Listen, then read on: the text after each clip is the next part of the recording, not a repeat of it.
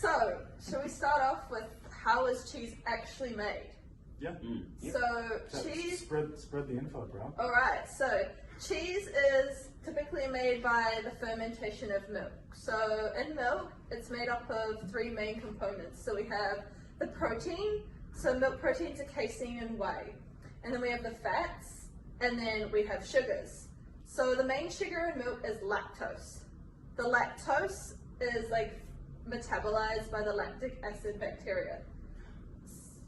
So when you say fermentation, it's not like alcohol fermentation. No, so the lactose sugar gets fermented by lactic acid starter bacteria, which are added to the milk, which the lactose sugar is broken down into lactic acid.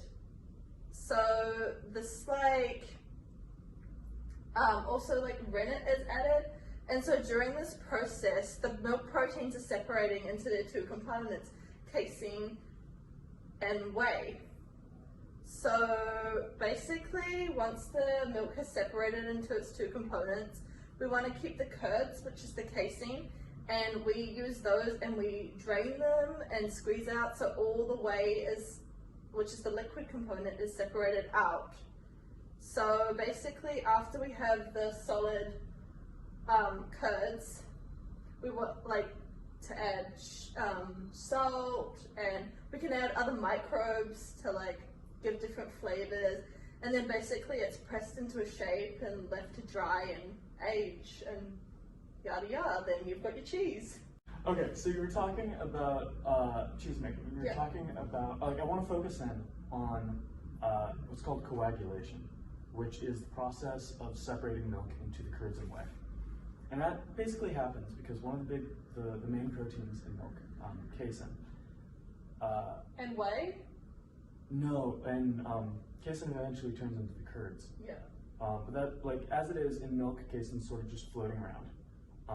And you can sort of think of casein bits, they're called micelles, as just little balls with hairs on them. And these hairs are negatively charged. So when they're in the milk, those negative charges sort of repel each other, so they don't stick together. So there are two ways of making milk into curds and whey. That's with acid, and the other is with an enzyme. Rennet. Rennet, yes, thank you. So the two ways that those things work on the casein is that acid just neutralizes the negative charge on those hairs, which sort of allows them to stick together, but not as well. And it also breaks up the micelle, which leads to a really soft, runny cheese that can't really hold shape really well. So like a cottage cheese. Exactly, like cottage cheese. And that can happen pretty much instantly.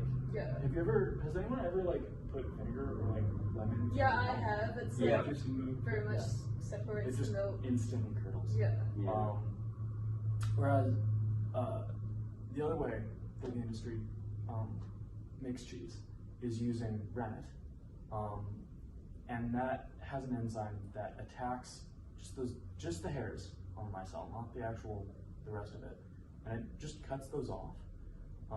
So without the negative charge, the micelles can sort of bind together and form large structures, and that forms a much stronger cheese, more like cheddar. Levi, you were talking about the micelles and the enzymes, and what you also touched on, I think you called it rennet, right? Yeah. Yeah. So rennet is the biocatalyst in question for a lot of cheese manufacturing, and it's pretty much a preparation of what are called proteolytic enzymes, which act as coagulants in the production of cheese. Currently, the most commonly used rennet in the industry typically come from calves, so it is calf rennet, and also what is called adult bovine rennet, which just refers to things like cows or buffalo. Wait, so where do they come from, these guys? Okay, so it's collected from the stomachs of the animals, so you can actually also get it from... Yep, you can. There are microbial variations, and you can also get rennet from different animals. It's also from the stomach, such as sheep or goat. Typically though, with those rennet, you use it for that specific species milk. So say you wanted to make a goat's cheese, so like feta or something, you'd want to use goat rennet probably because it's typically more effective. Yeah, so it's not nearly as effective, say, using like a goat's rennet to make a cheese from cow's milk, sort of thing. But typically in rennet, the active enzyme components, at least for the calf and adult bovine rennet, are chymosin and pepsin. So those are basically your active enzymes in that mixture. So typically you can also use rennet more so on its own, but it's also used in places, I believe, such as like the southern parts of Italy, where they actually mix it with what are called lipazes, and that creates sort of this rennet paste, which can very much change the flavor and characteristics of different cheeses. Make it more like zingy. Yep, just change the the flavor profile, which is how you get all these different variations of cheeses in different parts of the country, And that's even or how you, different parts of the world. it's like how you'd get different variations in even like cheddar. Exactly. Like using a different rennet paste, using different cheese, sorry, not different cheese, but different milks, things like that, can really change up the flavor profile of cheeses. Okay, hold up, Ethan. You said something about a biocatalyst. Yeah. What's a biocatalyst?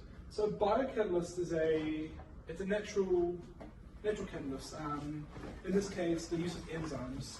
So what these enzymes are going to do is they are creating alternate reaction pathways that allow the reaction to proceed using less energy. So it becomes more efficient.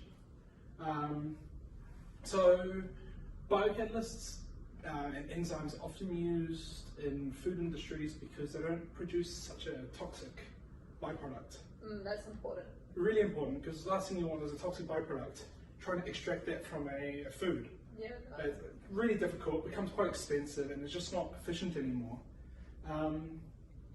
So with the traditional chemical catalysts, they often need protecting groups that will stop right byproducts being formed or the wrong product being formed. Best part about catalysts are the biocatalysts, like enzymes. They do not require any of these protecting groups. So therefore, efficient, cheap, really useful in food industries. Okay, so in this case, like resin being the Rennet. biocatalyst. Rennet, yeah. It's the enzymes in the rennet that are the biocatalyst. It's the, what is it, chymosin and... Yeah, chymosin and pepsin. Okay, Yeah. and those Two are main ones. biocatalysts because they work by cleaving the hair. Yeah. Yes, Yeah. making it more efficient with less energy. Okay, Binding, I get it. So coagulation enzymes, they are much more efficient. With optimal conditions, they can increase production by 180%. And then with ST buffers and especially with CaCl2, it can increase the production by 319%. So significant Fair increase. amount, yeah. it's a significant amount. Huge improvement. The curd also has better sensitivity and psychochemical characteristics in it, which makes the cheese much more stringy and flavorful and all of that good stuff in cheese. Also, with using coagulation enzymes, it means less rennet, which collecting rennet is very, very wasteful because of how the process is with having to take from the cows. You can't take it without butchering cows. And butchering is just a whole lot of waste, so it's also more sustainable in that sense. So just in general, using coagulation enzymes is a much more efficient and green way to make cheese.